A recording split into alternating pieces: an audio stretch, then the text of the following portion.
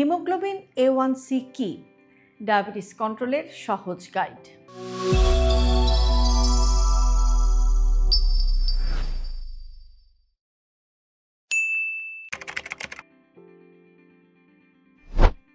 আপনি কি জানেন শুধু রক্তের শর্করা পরীক্ষা করলেই সব বোঝা যায় না? হিমোগ্লোবিন A1C পরীক্ষাটি দিয়ে জানা যায় গত ৩ মাসের গড় রক্তের শর্করার মান। আজকে ভিডিওতে আমরা একটু সহজভাবে দেখার চেষ্টা করব হিমোগ্লোবিন A1C কি, কোন মান ভালো, কিভাবে বাড়ে আর কমে এবং ঘরোয়া উপায় হিমোগ্লোবিন A1C নিয়ন্ত্রণে রাখার। ভিডিওটি খুবই গুরুত্বপূর্ণ, সুতরাং না টেনে শেষ পর্যন্ত দেখার অনুরোধ করছি। আর যদি কোথাও আপনার বুঝতে সমস্যা হয় তাহলে একটু পজ করে বা একটু থেমে আবার দেখার জন্য রিকোয়েস্ট করছি। হিমোগ্লোবিন A1C কি? হিমোগ্লোবিন A1C হলো হিমোগ্লোবিনের সাথে গ্লুকোজের যুক্ত হওয়ার পরিমাণ। এটা আমাদেরকে দেখায় গত ৩ মাসের গড় রক্তের শর্করার মান।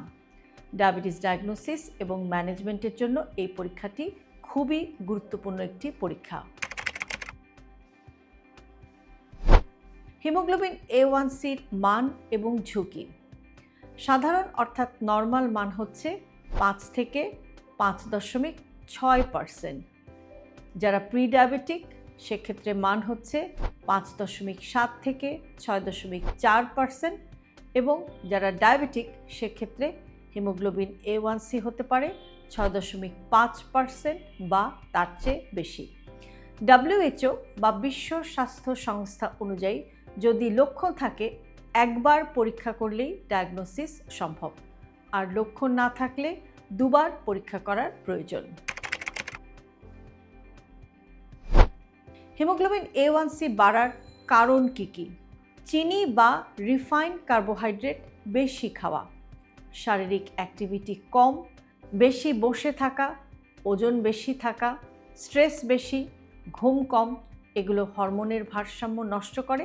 এবং কিছু আন্ডারলাইং কন্ডিশন যেমন থাইরয়েড, PCOS অথবা বিভিন্ন মেডিকেশনের কারণে কিন্তু হিমোগ্লোবিন A1C বেড়ে যেতে পারে। হিমোগ্লোবিন A1C কমানোর সহজ ঘরোয়া উপায়গুলো কি কি হতে পারে? খাবারে পরিবর্তন, সিম্পল কার্ব কমিয়ে কমপ্লেক্স কার্ব বাড়ানোর চেষ্টা করতে হবে। ফাইবার রিচ বা আঁশযুক্ত খাবার খেতে হবে। ডাল, শাকসবজি, হোল গ্রেইন বা পুরো শস্য এবং সিজনাল ফল ফ্রুট খেতে হবে। নিয়মিত ব্যায়াম খুবই জরুরি। দিনে অন্তত 30 মিনিট ব্রিস্ক ওয়াক বা একটু জোরে জোরে হাঁটা, যোগা, লাইট এক্সারসাইজ বা একটু হালকা এক্সারসাইজ করতে হবে। ওজন নিয়ন্ত্রণে রাখতে হবে।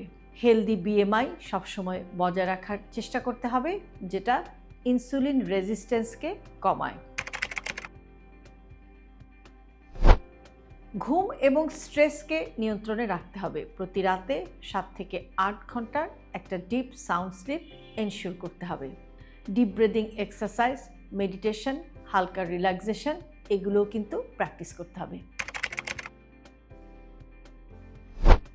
নিয়মিত পরীক্ষা করতে হবে।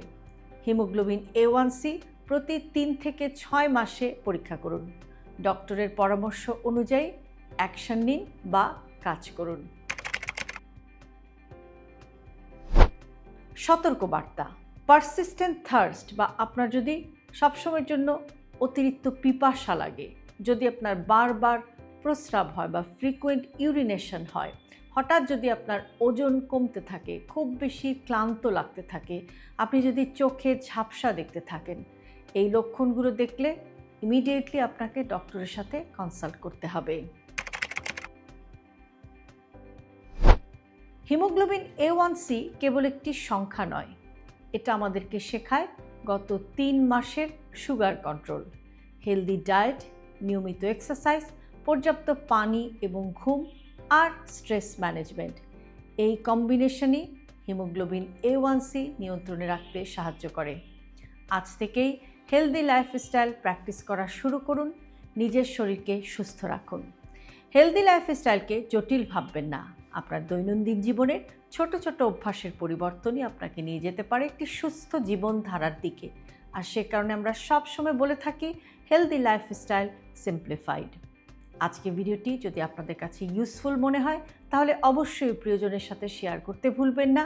আর এরকম আরও ভিডিও প্রতিদিন পেতে সাবস্ক্রাইব করুন আমাদের ইউটিউব চ্যানেল এবং ফলো করুন আমাদের Facebook page with doctor Shahnaz Chowdhury.